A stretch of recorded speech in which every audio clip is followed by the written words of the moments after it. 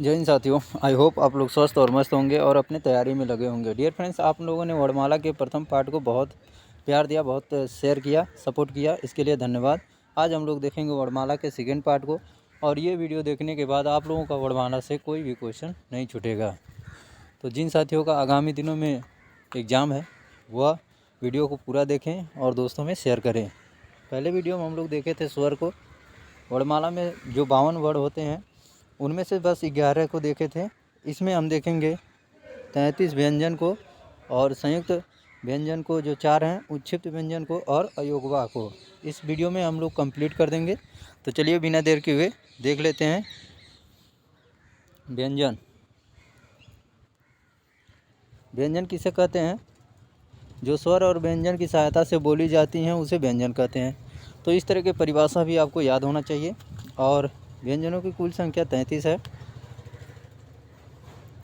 जो क और च, अट, अत, अप वर्ग, जो 5 वर्ग हैं, इनके 25 वर्ण को स्पर्श व्यंजन या वर्ग व्यंजन कहते हैं। तो मोस्ट इम्पॉर्टेंट है, पूछ ले सकता है आप लोगों को से क्वेश्चन, स्पर्श व्यंजन किसे कहते हैं, स्पर्श व्यंजन कौन से हैं, वर्ग व्यंजन कौन से हैं। तो इस तरह का क्वेश्चन आप लोगों को नहीं देखने को मिला होगा।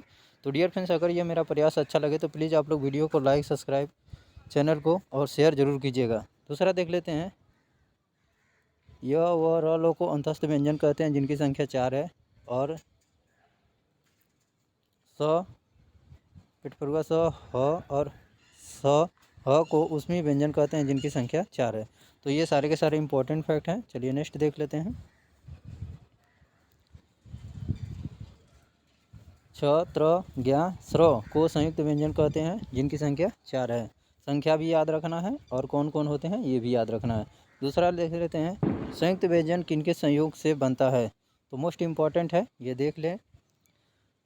ज्ञ ज प्लस यहाँ से, और छ क प्लस बड़ा स से, और स्र स प्लस र से, और त्र त प्लस र से।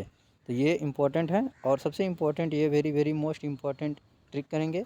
संयुक्त व्यंजन में से किस व्यंजन को संस्कृत से लिया गया है? तो स्र को। तो ये मोस्ट इम्पॉर्टेंट है, यहाँ से क्वेश्चन पूछे जाएंगे। तो सबसे अलग करना है, और आप लोगों को यूपी पुलिस में सबसे ज़्यादा नंबर लाना है हिंदी में।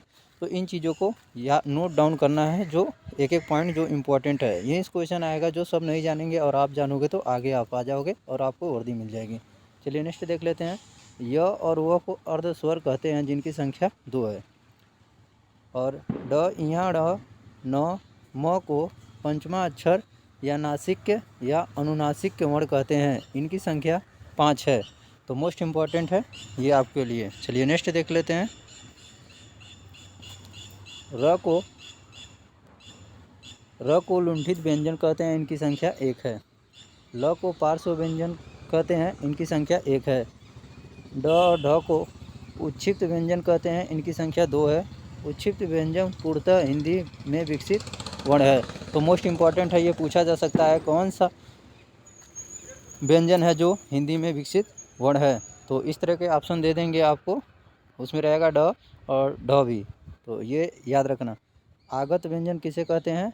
तो ये जो लगे होते हैं इनको आगत व्यंजन कहते हैं। जैसे अ के नीचे ये बूंदी लगी है, क के नीचे ये बूंदी लगा है, ख के नीचे ये आगत व्यंजन है। यह सभी वर्ण अरबी और फारसी भाषा से लिए गए हैं, मोस्ट इम्पॉर्टेंट है। और इन्हें नुक्ता वाले वर्ण भी कहते हैं। तो यहाँ से सारे मोस्ट इम्पॉर्टेंट है, सारे के सारे फैक्ट। और सबसे ज़्यादा ज तथा फ का उपयोग ही अधिकतर देखने को मिलता है। तो डियर फ्रेंड्स, आप लोगों को आई होप ये वीडियो अच्छा लग रहा होगा।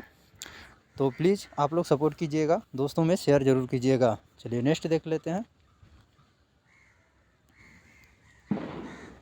वर्णों और व्यंजनों का वर्गीकरण तो 2 भागों में बांटा गया है। पहला घोष, दूसरा प्राण। तो घोषत्व के आधार पर स्वर तंत्रियों का कंपन होता है। इसमें जो घोषत्व के आधार पर होता है वो स्वर तंत्रियों का कंपन होता है। इसको भी 2 भागों में बांटा गया है, जिसको पहले भाग को कहते हैं अघोष, दूसरे को सघोष या घोष कहते हैं। तो अघोष देख लेते हैं। अघोष में क पहला, ऐसे यहाँ से देख लेंगे आप लोगों को समझ आएगा। पहला और दूसरा जैसे हो जाएगा क ख और च छ ट ठ इस तरह हो जाएगा। और बड़ा स पेटफुर्गा स और स ये 3 हो जाएंगे। ये पूरे अघोष में आते हैं। इसे बाहर कोई भी आपको क्वेश्चन यहाँ से पूछेगा तो इन्हीं में से पूछेगा। चलिए नेक्स्ट देख लेते हैं। सघोष, घोष या सघोष ये होते हैं, यहाँ देख लो आप लोग, ये होते हैं तीसरा, चौथा, पांचवा, यानी कि ग घ अड़ ये होते हैं। और पूरा 11 स्वर होते हैं और य र ल व ह होते हैं। तो मोस्ट इम्पॉर्टेंट है, यहाँ से सारे क्वेश्चन पूछे जाएंगे डियर फ्रेंड्स, इससे बाहर कोई भी क्वेश्चन नहीं जाएगा। तो चलिए नेक्स्ट देख लेते हैं। आई होप आप लोगों को ये सारे समझ में आ रहे होंगे। दूसरा देख लेते हैं। प्राणत्व के आधार पर प्राणवायु या हवा का बाहर आना। तो देख लेते हैं, इनको भी 2 भागों में बांटा गया है, पहला अल्प प्राण, दूसरा महाप्राण। और डियर फ्रेंड इस चैनल को सपोर्ट कीजिए, अपने दोस्तों में शेयर जरूर कीजिए। देख लेते हैं अल्प प्राण किसे कहते हैं। तो अल्प प्राण में मैं आप लोगों को जो ट्रिक है उसको याद कराने की कोशिश करूँगा कि आप ज़्यादा से ज़्यादा ये याद करो, क्योंकि अगर ये याद हो जाएगा तो आप लोगों का सारा क्वेश्चन बनने लगेगा। तो पहला, तीसरा, पांचवा और स्वर य र ल व अगर ये देखने को मिलता है तो अल्प प्राण कहते हैं। जैसे क ग अड़ च ज य प्लस 11 स्वर और य र ल व ये हो जाएंगे आपके अल्प प्राण। दूसरा देख लेते हैं महाप्राण। तो यहाँ आते हैं दूसरा, चौथा प्लस बड़ा स पेटफुर्गा स ह और स ये होते हैं महाप्राण।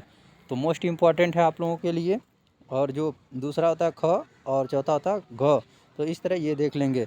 तो आई होप आप लोगों को ये क्लियर हो गया होगा। और जिन साथियों को कोई भी डाउट रह जाता है तो कमेंट बॉक्स में ज़रूर कमेंट करें। जो सीरियस हैं कि इस बार वर्दी लेना ही लेना है, तो उनको लगता है कहीं कि कुछ नहीं समझ में आ रहा है, तो आप कमेंट बॉक्स में कमेंट कीजिएगा। और पीडीएफ चाहिएगा तो डिस्क्रिप्शन में मैं पीडीएफ टेलीग्राम चैनल का लिंक दे दूँगा, उसको ज्वाइन कर लीजिएगा, मैं पीडीएफ भी प्रोवाइड कर दूँगा। चलिए नेक्स्ट देख लेते हैं। वर्णों के उच्चारण के स्थान पर, यहाँ से भी कुछ क्वेश्चन कभी कभी देखे जाते हैं। ज़्यादातर ये 3-4 पॉइंट हैं जो आप लोगों के इम्पोर्टेंट है। मुख्य रूप से 5 भागों में बांटा गया है। वर्णों के उच्चारण के स्थान पर मुख्य रूप से कितने भागों में बांटा गया है, तो आपसे पूछा जाएगा क्वेश्चन तो कह देना 5 भागों में।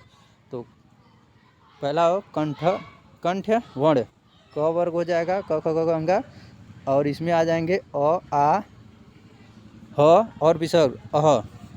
दूसरा देख लेते हैं तालव्य वर्ण, च छ ज झ ञ और छोटी बड़ी य और बड़ा स ये आ जाएगा। और मूर्धन्य वर्ण ट वर्ग, ट ठ ड ढ अड़ और री र स ये आ जाएंगे। और चौथा हो जाएगा दंतव्य वर्ण, त वर्ग, त थ द ध न और ल और स। तो मोस्ट इंपॉर्टेंट है, यहीं से क्वेश्चन पूछे जाएंगे और यहीं से क्वेश्चन आप लोगों को देखने को मिलेंगे। चलिए नेक्स्ट देख लेते हैं।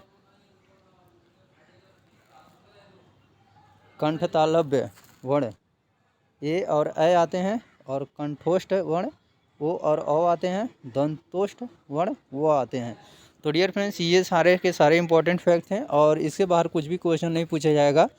आई होप आप लोगों को सारा डाउट क्लियर हो गया होगा। अगर कोई भी क्यूरी रह जाती है तो आप लोग कमेंट बॉक्स में ज़रूर कमेंट कीजिएगा। और इससे ज़्यादा पढ़ने की ज़रूरत ही नहीं है। वर्णमाला पहला और दूसरे पार्ट को आप देख लोगे तो और ज़रूरत ही नहीं पढ़ना। तो ठीक है डियर फ्रेंड्स, अगर कोई क्यूरी रह जाती है तो आप लोग कमेंट बॉक्स में कमेंट करके पूछ लीजिएगा। तो मिलते हैं नेक्स्ट वीडियो में, आज के लिए बस इतना ही। जय हिंद साथियों।